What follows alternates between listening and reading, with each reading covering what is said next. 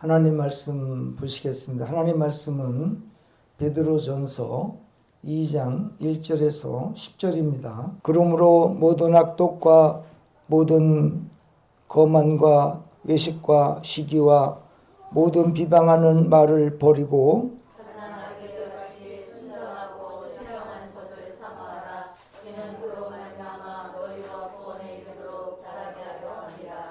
너희가 주의 인자하심을 맛보았으면 그리하라.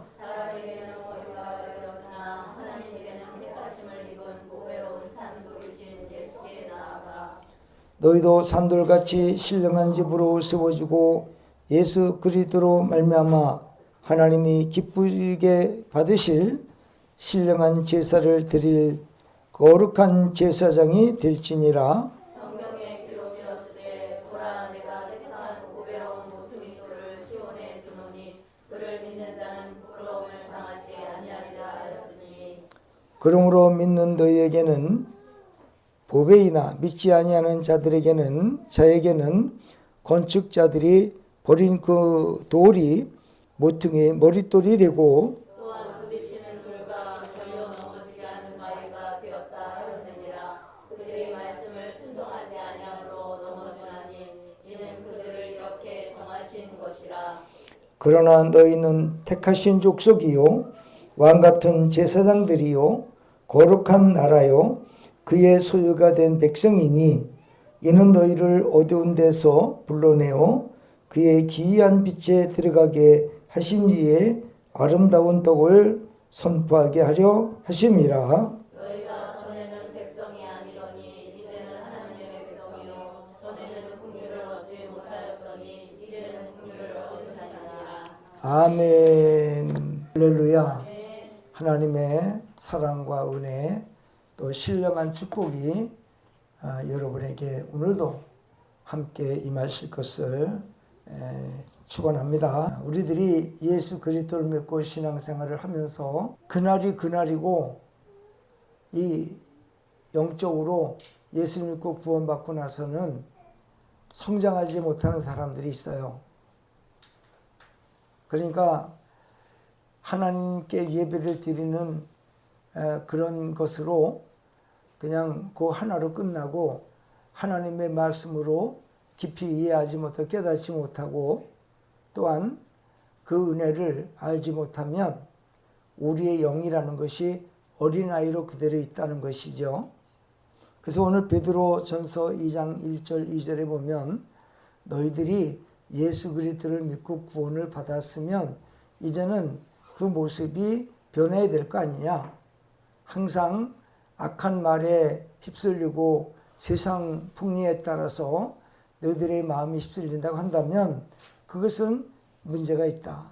제가 성경을 보면서 이렇게 깨닫는 것은 무엇이냐면 이 신앙인들이 영적으로 어리면 세상 사람들한테 많이 당해요. 영이 약하면요. 그러면 그 세상 사람들한테 당한다는 것은 무엇을 또 의미하냐면 어둠의 영들에 의해서 우리가 놀림을 받는다, 갖고 논다, 뭐 그런 이제 표현도 되겠지요. 그래서 우리들에게 예수 그리스도를 믿으면 영적으로 자꾸 성장해 줘야 되거든요. 성장해 주지 않으면 항상 어린아이로 있으면 대처 능력이 없어요. 우리가 세상에 어린아이로 세상에 태어나가지고 젖을 먹고 또 그 다음에 이제 나중에 좀 이유식을 먹고 밥을 먹고 그러면서 점점 성장하거든요. 그러면 나이가 한 20살쯤 돼서 성인이 되어지면 스스로 살아갈 수 있는 힘이 생겨 있어요. 그러니까 만날 그 부모님이 먹여주던 그 시절은 어린아이 시절로 족하는 거죠. 그래서 초, 중, 고등학교를 졸업하면 성인이 되어지고 성인이 되어진 다음에는 스스로 살아갈 어떤 그 삶을 생각하고 또 그 다음에 그런 쪽으로 노력을 하고 공부를 한다든지 기술을 배운다든지 그렇게 하거든요. 그래서 그때는 그 나이가 되어지면 누가 와서 속삭인다 하더라도 꼬임에 넘어가지 않지요. 왜? 성인이 되었으니까. 그런데 우리 신앙인들이 예수 그리스도를 믿고 구원받아서 영적 생활을 해나갈 때 이 영이 성장하지 못하면 마치 사람들이 어린아이에게 어떤 사탕을 주면서 먹을 거리를 주면서 미혹을 할 때 그 어린아이가 대처 능력이 없으니까 따라간단 말이죠. 근데 영적인 것도 똑같아요. 그리고 이 영이 성장하지 못하면 세상에서 주는 하나님께서 우리가 이 땅에 살면서 주는 축복이 약해요. 많은 걸 주면 감당이 안 되거든요. 그러나 성인이 되어지면 감당할 수 있으니까 그때는 많이 주시는 거예요. 그렇기 때문에 오늘 이 말씀을 통해서 저와 여러분들이 그 말씀의 뜻을 깨닫고 그렇게 말씀에 순종해서 앞으로 남은 인생 신앙생활 잘하면서 가면 저와 여러분들의 인생은 조금 더 걱정하지 않아도 된다고 하는 사실을 믿으시기 바랍니다. 그 마태복음 6장에 보면 6장 25절 이하에 보면 너희는 무엇을 먹을까 무엇을 마실까 무엇을 입을까 염려하고 걱정하지 말라 그랬어요. 너희가 염려함으로 너희의 길을 한 자나 더할 수 있느냐 그랬어요. 그 들의 백합화가 어떻게 자라는가 보라. 하늘의 새가 어떻게 먹는가 보라. 그들은 자기들이 예배해 놓지 않아도 하나님께서 다 먹이고 입히고 기르신다고 그렇게 성경에 기록이 되어져 있어요. 그리고 또 하나는 솔로몬의 입은 영광으로도 이 꽃 하나만 못하였다라고 그렇게 예수님께서 말씀을 하셨어요. 그러면 왜 거기에 솔로몬을 등장시켰을까 했을 때 이 세상에 솔로몬보다 능한 자가 없어요. 솔로몬보다 이 세상에서 한 인간으로서 그렇게 축복을 받은 사람이 없어요. 왜냐하면 그는 세계의 왕이었어요. 세상 지구상의 최고의 왕이었고요. 또 그 다음에 솔로몬은 가진 것이 너무 많았어요. 그리고 그 주변에는 사람들이 너무 많았어요. 원하고자 하는 일은 다 했어요. 마음에서 원하는 일은 다 해보았어요. 그래서 그를 세상 사람들은 말하기를 야 나도 솔로몬같이 축복을 좀 받았으면 좋겠다라고 하는데요. 예수님께서 말씀하시기를 뭐냐면 솔로몬의 입은 영광으로도 이 꽃 하나만 못하였다라고 말씀하시는 이유는 뭐냐면 솔로몬에게는 인간의 삶의 끝자락에 죽음이라는 것이 솔로몬을 죽음의 길로 몰러가면 살아있는 꽃 하나만 못한 거예요. 그러면 거기에 왜 솔로몬이라는 사람을 대입을 시켰냐면 너희들이 이 땅에서 솔로몬 같은 인생을 산다 할지라도 너희들 앞에 죽음이 왔었을 때 죽은 너희의 몸과 살아있는 이 꽃잎 하나 비교할 때 살아있는 꽃잎이 난 거지 죽은 시체가 난 게 아니다. 그러니까 너희들에게 내가 앞으로 너희의 인생을 먹이고 입히고 마시게 하고 그럴 터니 너희들은 나만 굳게 믿고 그렇게 신앙생활을 하면 너희들의 인생을 걱정하지 말라. 그렇게 그 말씀을 주셨어요. 그리고 또 하나는 무엇을 마실까 무엇을 먹을까 무엇을 입을까 구하지 말라. 이는 다 이방인들이 구하는 것이요 너희에게는 이미 하나님이 모든 것이 있어야 할 줄 아신다라고 그렇게 말씀을 하고 있거든요. 제가 항상 말씀을 드리지만 저와 여러분들이 우리의 인생의 미래가 지금 현재 넉넉하게 가지고 있는 게 없어요. 불안해요. 그렇지 않아요? 인생의 미래가 불안해요. 왜? 지금 많이 쌓아놓고 있으면은 지금 뭐 충분하니까 내 미래는 걱정 안 한다. 그런 생각을 할 수 있거든요. 근데 하나님은 정말 사랑하는 사람들은 많이 소유하게 하진 않으시더라고요. 왜요? 이 세상에서 가지고 있는 모든 넉넉한 소유가요, 하나님을 찾는 데 있어 게으르거든요. 왜? 먹고 사는데 지장 없으니까. 왜냐하면 우리가 예수 그리스도를 믿는다 하더라도 먹고 입고 쓰고 살아가는 것이 넉넉하면은요, 그렇게 하나님 찾지 않아요. 그래서 우리가 때로는 연단이 있고 아픔이 있고 슬픔이 있었을 때 그것이 오히려 더 축복이 되는 경우가 많은데, 그것은 뭐냐면, 하나님, 저는 제 힘으로 할 수 있는 것이 아무것도 없습니다. 하나님께서 저 인생을 책임져 주셔야 됩니다. 이 환난의 바람을 지나가게 해주세요. 그런 일이 없으면 하나님 앞에 나오지 않는데, 어려움이 다가오니까 하나님을 찾게 되더라는 거죠. 왜? 자기 힘으로 할 수 없으니까. 그러니까 하나님을 찾고 하나님께 기도하고, 그러니까 하나님은 그거를 흡족히 여기시는 거예요. 흡족히. 그래, 바로 내가 그것 때문에 너의 환난을 지금 그냥 방관하고 있는 거야. 내가 너 책임져 줄게. 성경을 보면서 제가 느끼는 게 있는데, 이 성경을 통해서 참 힘들고 어렵고 고통스러운 사람들이요, 지내놓고 보면 하나님이 인도하시지 않는 것이 없어요. 에레미야 같은 분은 이스라엘 민족의 미래를 예언한 분이죠. 그리고 빨리 죄악에서 돌아오라고 그렇게 이제 말씀을 하시면서 미래에 대한 예언을 하니까 가짜들이 등장해가지고, 저 에레미야 저놈은 가짜다, 우리가 진짜다, 가짜가 진짜라고 그러고 진짜를 가짜라고 얘기를 해요. 그러니까 시드기야가 에레미야를 물 없는 구덩이에 빠뜨려가지고 거기 가둬버려요. 물 없는 구덩이에 들어가서 살게끔요.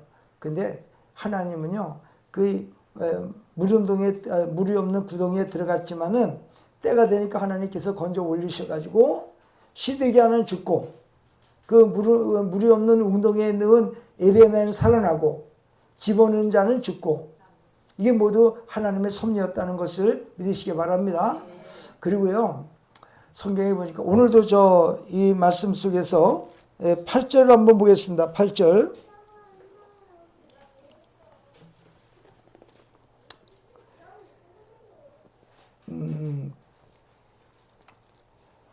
여기 8절을 한번 읽어보겠습니다. 시작. 또한 부딪히는 돌과 걸려 넘어지게 하는 바위가 되었다 하였느니라. 그들이 말씀을 순종하지 아니함으로 넘어지나니 이는 그들을 이렇게 정하신 것이라. 여기 보면은요, 부딪히는 돌, 걸려지게 하는 바위라고 하는데, 이것은 돌을 이제 머릿돌 대신에 예수님을 말하는 거고, 반석이신 예수님을 바위로 비유를 하고 있어요. 이것은 무슨 의미를 가지고 있냐면, 예수를 믿지 아니하고 불신앙하는 사람들은요, 예수님한테 오면은 부딪혀서 상처를 입는다. 또 그 다음에 게임이 안 되고 수치를 당한다. 그런 뜻이거든요. 그러니까 예수를 믿는 사람들은 큰 위로와 큰 산이 되시고 보호자가 되시고 은혜가 되지만, 믿지 않는 자들은요, 예수님을 부딪혔을 때 예수님이 손해보는 것이 아니라 그 부딪히는 불신앙자들이 손해를 보는 것이다라고 이렇게 말하고 있는 거예요. 근데 이것이 뭐냐면 이미 정해졌다는 거예요. 그 얘기는 뭐냐면, 우리가 예수 그리스도를 믿고 구원받은 사람과 예수를 믿지 않고 구원받지 않는 사람들이 이미 하나님은 정해놓으셨다는 거예요. 구원받을 사람과 구원받지 못하고 지옥불에 들어갈 사람을 미리 정해놓았다. 그러면 하나님은 왜 그렇게 정해놓으셨느냐 했었을 때에, 하나님께서는 우리 인간의 마음과 양심을 모두 아시기 때문에 아는 가운데에 그렇게 결정을 했다는 거죠. 그러니까 일반 예수 믿지 않고 버림받은 사람들이 억울해 하거든요. 왜 우리를 버렸냐고. 그런데 그들의 마음은요, 이미 예수 그리스도가 구원자라고 너희를 위해서 십자가를 지고 너희 죄값 때문에 죽으셨다라고 하더라도 이들은요, 끝까지 이걸 안 믿는 거예요. 안 믿는 인간의 마음을 아시고 버린 거예요. 근데 저와 여러분은 우리 예수 그리스도를 믿는 믿음의 양심이 있는 거예요. 있기 때문에 선택하신 거라는 거죠. 그래서 제가 이런 말씀들을 보면서 느끼는 게 뭐냐면, 오늘 우리들이 예수 그리스도를 믿고 구원받고 신앙생활을 한다라고 한다면 정말 우리 양심을 칭찬해 줘야 돼요. 내 양심을요, 칭찬해 줘야 돼요. 내가 나에게 얘기할 때, 어떻게 너의 양심이 예수님을 증거했을 때 그 예수님을 믿는 양심이 있었느냐 했었을 때, 이거는 기적이에요, 기적. 근데 이게 믿지 않는 양심은요, 아무리 예수를 믿으라고 안 믿으면 지옥불에 들어가서 고통을 당하고 괴로움을 당하고 아주 환난, 이름 말할 수 없는 아주 처절한 인간의 고통에 따른다고 얘기를 한다 하더라도 안 믿어요. 이것이 바로, 그러면 그 중심이 누구냐면 예수님인데, 믿지 않는 사람들은 예수님을 믿으라면 부딪히는 예수님의 돌이 되는 거예요. 바위가 되어지고. 근데 우리는 예수 그리스도를 믿음으로 든든한 주춧돌이 되는 거예요, 예수님은. 그리고 예수님은 우리를 피할 바위가 되신다는 거죠. 그러니까 예수님을 중심으로 버린 자들은 예수님을 부딪혔지만은 그들은 결국은 예수님을 믿지 아니함으로 말미암아 음부에 들어갔다가 부활해서 지옥불에 떨어져 고통을 받고, 저와 여러분들은 예수님을 믿음으로 말미암아 우리의 주춧돌 되시는, 생명의 돌 되시는, 머릿돌 되시는 예수님을 의지하고, 그리고 나의 인생의 모든 환난의 바람을 피하여 우리에게 보호해 주시는 신령한 바위가 되시는 예수님이 우리 믿는 자들의 은혜라는 것이죠. 그래서 이것을 통해서 항상 제가 이 말씀을 드리지만, 저는 이제 성경을 공부하고 또 많은 설교를 들어보면서 이렇게 느끼는 게 있는데요. 성경에 보면 아브라함, 이삭, 야곱, 또 요셉이라고 하는 그런 인물들이 있잖아요. 그러면 사람들은 이 인물에 참 훌륭하다, 참 대단하다라고 그렇게 사람들은 이야기를 해요. 이분들이 하나님을 잘 믿어서 하나님께 영광 돌려서 이렇게 이들이 출세했다라고 그렇게 표현을 하거든요. 근데 저는 그렇게 보질 않아요. 왜 그러냐면 인간이 훌륭한 게 아니라 하나님께서 훌륭하게 만들어서 그 믿음을 주어서 그 일을 감당하기 때문에 그 사람이 그렇게 된 것이지, 사람 스스로가 믿음이 좋아서 하나님께 헌신하고 충성해서 그렇게 된 게 아니에요. 이걸 아셔야 돼요. 그럼 우리는 뭐냐? 저와 여러분도 하나님의 은혜 주시면 그들보다도 더 훌륭한 사람이 될 수 있거든요. 아멘. 그래서 저는 어떤 것을 통해서 은혜를 받았냐면, 모세가요, 이스라엘 민족에게서 대단히 큰 지도자예요. 모세는 이스라엘 민족에 있어서 신과 같은 존재예요.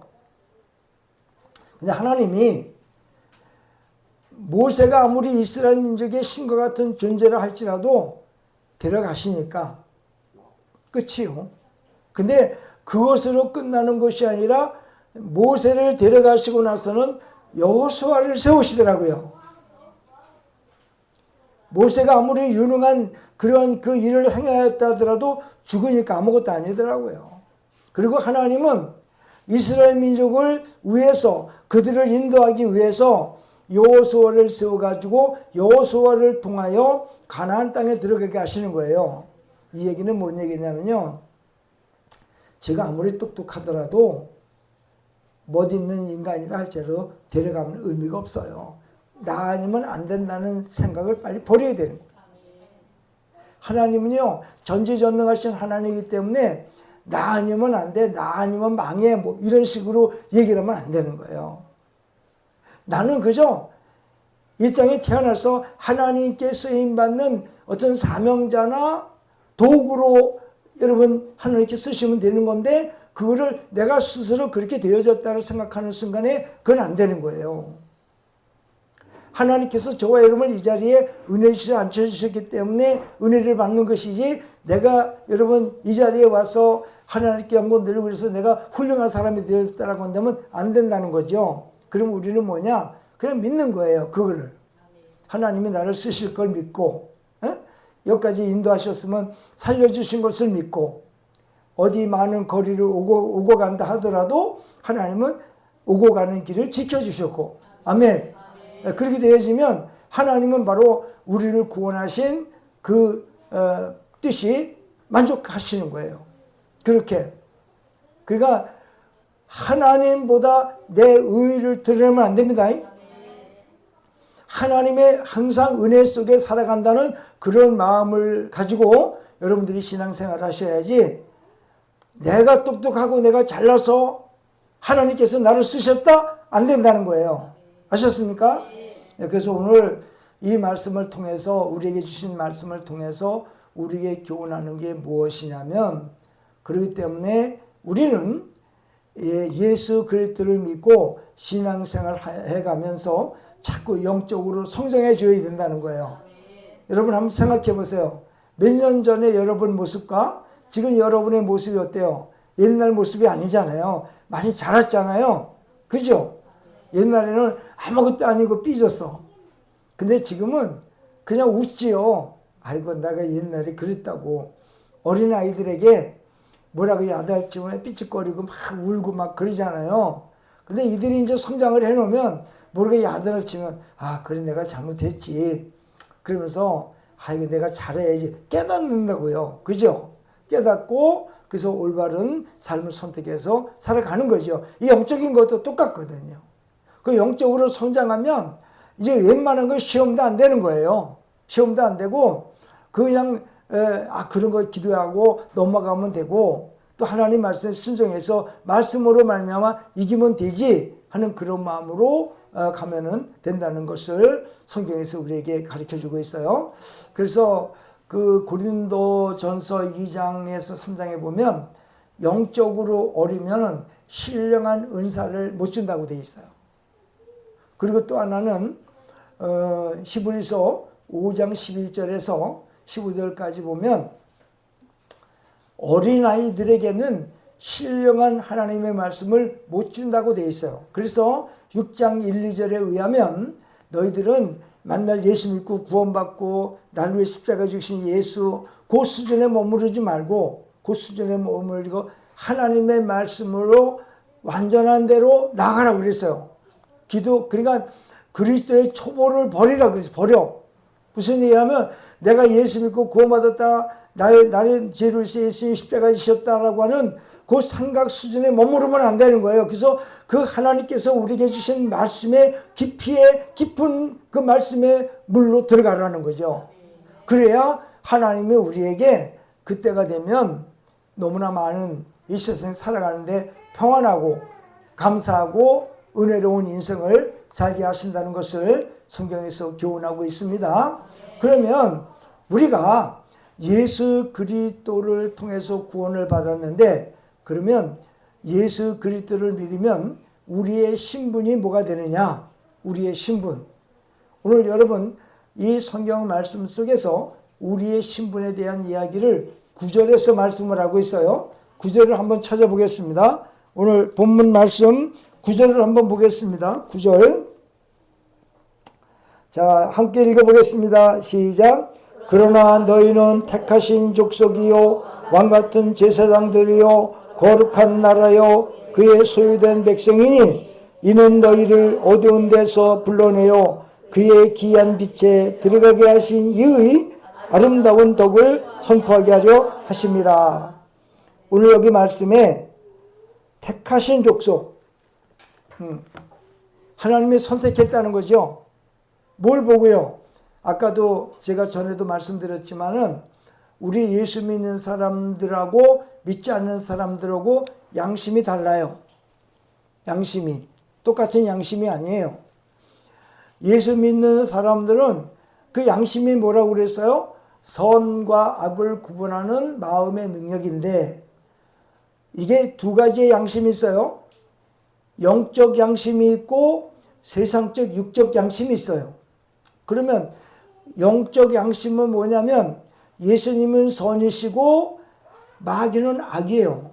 그러면 내 마음의 양심이 예수님은 선이고 마귀는 악인데 예수 그리스도를 믿으면 영생을 얻고 천국에서 산다라고 하는 그 은혜가 왔었을 때 우리 인간의 영적 양심이요 예수를 선택하게 돼 있어.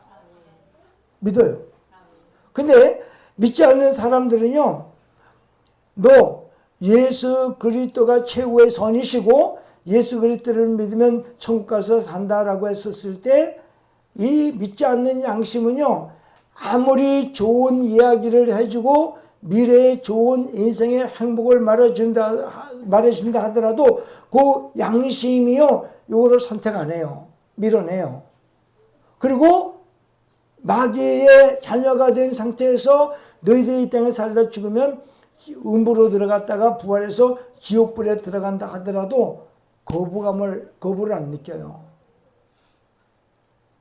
그러니까 우리가 예수 그리스도를 믿어 구원을 얻었다면 저와 여러분들의 영적 양심은 최고의 최고. 할렐루야. 최고의 최고. 이거고 바꿀 수 있는 축복이 이 세상에는 없어요. 그리고 또 육적인 양심은 무엇이냐면 우리 인간이 선악과의 열매를 따먹고 인간에게는 어떤 능력이 생겼냐면 선악과 열매를 따먹고 인간에게는 선과 악을 구분할 수 있는 양심이 생긴 거예요. 양심. 여러분 선악과 열매를 따먹기 전에 아담과 하와는요 그 양심이 없었어요. 양심이 지정의 인격만 있어요. 인격이라는 뭐예요? 지식, 감정, 자기의 뜻. 이 세 가지는 있는데 아담과 하와는 선과 악을 구분할 수 없었어요. 그런데 아담과 하와가 선악과 열매를 따먹기 전에 하나님을 불신하고 하나님을 버렸어요. 마귀의 자식이 된 상태에서 마귀의 자식이 된 상태에서 선과 악을 구분할 수 없는 이 아담과 하와가요, 하나님께서 선악과 열매를 만들어 놓지 않았으면 이 사람들은 짐승만도 못한 그런 인간들이 되는 거예요. 왜요? 선과 악을 구분할 수 없으니까 사람을 1000명을 죽여도 10,000명을 죽여도 양심의 가책을 못 느끼게 돼 있거든요. 그래서 하나님을 버릴 줄 알았어요. 인간이. 하나님을 불신할 줄 알았어요. 그렇기 때문에 이 인간들에게 선악과의 열매를 만들어 놓지 않으면 이 인간들은 영원한 저주덩어리야. 그러니까 하나님께서 선악과 열매를 만들어 놓고 이 하나님을 버린 인간들에게 이거를 먹게 해가지고 인간에게 선택의 기회를 주신 거예요. 그 선악과 열매를 따먹고 인간에게는 선과 악을 구분할 수 있는 능력이 모든 인간에게 다 들어왔거든요. 그래서 인간에게 선과 악을 구분할 수 있는 마음의 양심의 능력을 주신 것은 하나님을 믿는 것은 영적인 선, 그리고 이 땅에서 착하게 살아가는 것은 육적인 선을 말해주는 거예요. 그래서 예수 그리스도를 믿는 것은 영적인 선이 기가 막힌 거고, 또 이 땅에서 예수님을 안 믿지만 육적으로 선하게 사는 사람들이 있어요. 근데 예수님을 안 믿는 사람들은, 안 믿고 이 세상에 착하게 사는 사람들은 영적인 선이 나쁜 거예요. 그러나 이 세상에서 살지만은 내가 예수를 믿지 않지만은 내가 이 세상에서 선하게 살아야 되겠다. 그것은 선과 악을 구분할 수 있는 마음의 양심의 능력이 있기 때문에 그렇게 해서 사는 사람들은요, 예수님을 안 믿어도 그렇게 이 세상에서 큰 환난 이런 걸 받질 않아요. 그 율법 자체가 인간들이 이 땅에서 살아가는 데 있어서 축복받으라고 주신 거니까. 예? 그러나 인간들이요 영적인 양심이 예수님을 안 믿고 하나님을 선택하지 않은 상황에서 영적으로 범죄하면 그 후손들이 안 되게 돼 있어요. 무슨 얘기냐면 어떤 사람들은 예수 안 믿는 대신에 우상 숭배라고 귀신을 섬겨요. 근데 어떤 사람들은 예수님을 안 믿고 그냥 무신론자들이 있어요. 무신론자들. 이 신 저 신 어떤 신도 안 믿는 거예요. 이런 사람들이 선하게 살면은 이 선한 대가가 있어요. 하나님의 은혜가.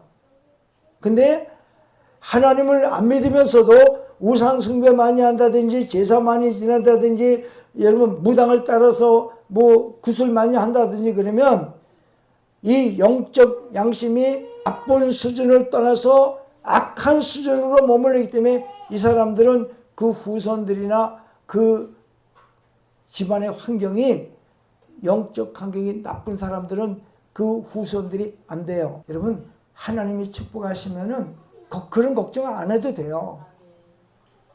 저희 여러분의 인생의 말년에 모든 삶을 하나님한테 맡기고 그 하나님이 내 인생 책임져 줄 거라는 믿음 갖고 살면은요 저와 여러분 그렇게 될 리가 없거든요. 빈주먹이 빈주먹. 그러니까 하나님은 그런 얘기를 하신 거야. 그래서 마태복음 6장 25절 이하의 말씀을 그래서 하게 되어진 겁니다. 그런데 오늘 하나님께서 이 아까 9절을 우리가 읽었지요. 2장 9절 택하신 족속이요 왕같은 제사장들이라 그랬어요. 그러면 왕같은 제사장들에 대한 의미를 여러분들에게 오늘 가르쳐 드리려고 또 그 기도하는 중에 이게 굉장히 중요하기 때문에 이 말씀을 증거를 하게 되어진 거예요. 우리가요, 이스라엘 민족이 애굽에서 출애굽을 해가지고 광야 땅으로 들어갈 때에 하나님께서는 이스라엘 민족에게 무엇을 하게 했냐면 하나님께서 성막을 만들라고 그래요. 성막을 만들고 거기에 성막을 3분의 1은 지성소. 다시 말하면 여러분이 앉아있는 데는 성소고 제가 여기서 말씀을 증거한 지성소라고 보시면 됩니다. 그러면 저와 여러분의 여기는 지금 앞에 가리운 것이 하나도 없잖아요. 에? 근데 성막에는 휘장이 쳐 있어요. 여기 중간에 휘장이 양쪽으로 딱 쳐 있어 가지고 여러분들이 직접 여기를 볼 수가 없게 돼 있어요. 볼 수 없어요. 그러면 여기를 들어올 수 있는 사람은 누구냐면 대제사장만이 1년에 한 번씩 여기를 들어와 가지고 어떤 제사를 드리냐면 하나님께서 양을 잡아 가지고 양 머리에다가 죄인들의 죄를 고백하는 기도를 하게 해요. 양 머리에다가 손을 얹어요. 그 기도를 하게 해요. 하나님, 이 죄인이 이렇게 죄를 짓고 이런 죄도 짓고 저런 죄도 짓고 죄를 졌습니다. 하나님 용서해 주세요. 그러면 양이 인간이 지은 죄를 고백하고 자백을 할 때 양이 그 기도를 받고는 바로 죽어요. 양이 죽어요. 양이 죽으면서 피를 뽑을 거 아니에요. 그죠? 그 피를 뽑아가지고 양푼에 담아가지고 그 양의 사체는 번제단이라는 그 사체를 태우고 오는 번제단 그 하나님의 기구가 있어요. 거기에다가 그 사체를 태우고 그 다음에 대제사장이 그 양이 죽었을 때 흘린 피를 양푼에 담아가지고 그릇에 담아가지고 여러분이 있는 곳을 저 밖에서 들어와가지고 여러분이 앉아있는 이게 성소라고 그랬죠. 이 성소에는 뭐가 있냐면 등대가 있어요. 또 그 다음에 향단이 있어요. 그 다음에 뭐가 있어요? 떡상이 있어요. 그러면 여기 지금 이 안에는 뭐가 있냐면 법궤가 있어요. 법궤라는 것은 여러분들이 그 두돌판 십계명이 있죠. 또 쌍론지팡이 있죠. 또 만나 항아리가 있어요. 그거 개짝을 만들어, 금개짝을 만들어 가지고 그거를 집어넣었어요. 거기다가 집어넣고 뚜껑을 해서 만들어 가지고는 그게 여기 안치가 되어 있어요. 이 안에, 지성소 안에. 그러면 대제사장이 저쪽에 그 맨 가에 가가지고 그 피를 담은 그릇을 가지고 요거를 커튼을 딱 이제 휘장이라는 커튼을 이렇게 제치고서 이 안에 들어와 가지고 그 피를 우슬초로 찍어 가지고 그 법궤 위에다가 뿌려요. 막 뿌리면서 뭐라고 얘기하냐면, 하나님, 지금 이 양머리에 손을 얹은 죄인의 기도를 들으셨죠? 이 죄인의 죄를 용서해 주시옵소서라고 피를 뿌리는 거예요. 그러면 이 죄인이 죄를 고백을 하고 양이 죽어서 피를 흘렸잖아요. 그러면 그 피를 뿌리는 것은 뭐냐면, 죄의 삭은 사망이라고 하는, 하나님, 이 사람 대신에 양이 죽었습니다. 피를 흘리고. 그러니까 죄의 삭은 사망이라고 하는 율법에 의해서 이 사람의 죄값 대신에 양이 대신 죽었으니, 그 양의 흘린 피의 공로를 통해서, 이 사람이 죽지 않고 양의 흘린 피의 공로를 통해서 이 사람의 죄를 용서해 주시옵소서라고 거기다가 그 피를 뿌리면서 하나님께 기도를 해요. 그러면 거기서 이 사람의 죄가 용서가 되는 거예요. 용서가 되는 거예요. 자, 그러면 저와 여러분들이 오늘날도 그러한 제사를 드려야만 되는 거예요. 그래야 죄가 용서되는 거예요. 하나님은 그것을 만드신 거예요. 그런데 정작 히브리서 10장에 의하면 황소와 염소의 피가 너희 죄를 없이 하지 못할 것이다. 그러나 짐승의 피는 너희를 용서하는 어떤 하나의 교훈이지, 그 피가, 짐승의 피가 너희 죄를 용서 못한다는 거예요. 그리고는 하나님께서는 한 몸을 예배하셨는데 한 몸이 누구냐면 예수 그리스도라는 거예요. 그리스도. 그러면 우리 인간의 죄를 해결하기 위해서 짐승의 죽음과 같이, 피를 흘려 죽어서 짐승의 피가 인간의 죄를 용서해 주신 것 같이, 짐승이 아닌 죄 없는 사람이 인간의 죄값을 대신 지고 죽으시면 인간의 죄를 예수님의 이름으로 자백하고 고백하면 모든 사람의 죄를 용서하신다는 그런 교훈을 주기 위해서 짐승을 잡은 거거든요. 그런데요, 신기한 사건이 하나가 있습니다. 예수님께서 십자가에 못 박혀 이제 고개를 떨구시고 엘리 엘리 라마 사막다니하고 예수님의 생명이 육체에서 떠나셨어요. 이것이 여러분 마태복음 27장 50절에 기록이 되어 있는 내용입니다. 그런데 신기한 사건이 하나가 있어요. 뭐냐면 예수님께서 십자가에서 운명하심과 동시에 어떤 사건이 벌어졌냐면, 저와 여러분 사이를 막아놓은 휘장이 있잖아요. 휘장. 에? 그 휘장이 갑자기 위에서부터 찢어져 가지고 찢어지면서 이걸 양쪽으로 갈라놨고 여러분이 여기를 직접 보게 해놨다고요. 보게 해놨어요. 성경 이거 하나 찾아보겠습니다. 그러면 이 사건의 얘기를 히브리서 10장 19절에서 20절 한번 읽어보겠습니다. 히브리서 10장 19절에서 20절 한번 찾아보겠습니다. 이게 아주 핵심적인 말씀을 여기서 우리에게 해주시고 있습니다. 자, 19절에서 20절 읽어보겠습니다. 시작. 그러므로 형제들아, 우리가 예수의 피를 힘입어 성소에 들어갈 담력을 얻었나니 그 길은 우리를 위하여 시장 가운데로 열어놓으신 새로운 산 길이요 시장은 곧 그의 육체니라. 아멘. 무슨 얘기냐면 예수님께서 몸을 찢어 여기에 막혀있는 휘장을 예수님의 몸을 찢은 것 같이 휘장도 찢었는데 이 휘장 자체가 뭐냐면 예수님의 육체라는 거예요. 육체를 찢으면서 휘장도 찢었다는 거예요. 그리고 그 시장을 찢어 놓으니까 여러분들이 있는 장소에서 여기를 시장이 가리지 않게 직접 볼 수 있어요, 없어요? 여러분, 이게 무슨 얘기냐면 왕 같은 제사장들이라는 게 뭐냐면 구약의 제사 때는 우리 인간의 죄를 위해서 왕 같은 제사장이 우리 죄를 대속해서 사해주는 역할을 했잖아요. 그죠? 그럼 우리가 예수님이 십자가를 지신 사건 이후로는 우리는 예수님의 이름으로 직접 우리의 죄를 인간이 우리 앞에 있을 이유가 없어요. 우리 앞에는 인간 대제사장이 필요 없어요. 예수 그리스도께서 시장을 찢어서 여기서 여러분들이 죄를 용서함 받을 수 있는 여기 지성소를 직접 볼 수 있어 여기서 직접 예수의 이름으로 죄를 자백하고 고백하면 우리의 모든 죄들이 다 용서되는 거예요. 이거를 뭐라고 말하냐면 왕 같은 제사장들이 다 되어 있는 거예요.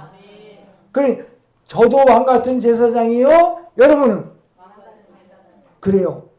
너무 중요한 거예요. 너무 중요한 거예요. 우리가 왕 같은 제사장. 그러니까 여러분 그 제사장은요 의복도 다르고 그 제사장은 머리 뭐 관을 썼다든지 흉패를 붙였다든지 에봇을 입었다. 여러분 이러한 모든 것이 너무너무 휘황찬란해요. 근데 이제는 그러한 대제사장이 우리에게는 필요가 없어요. 왜?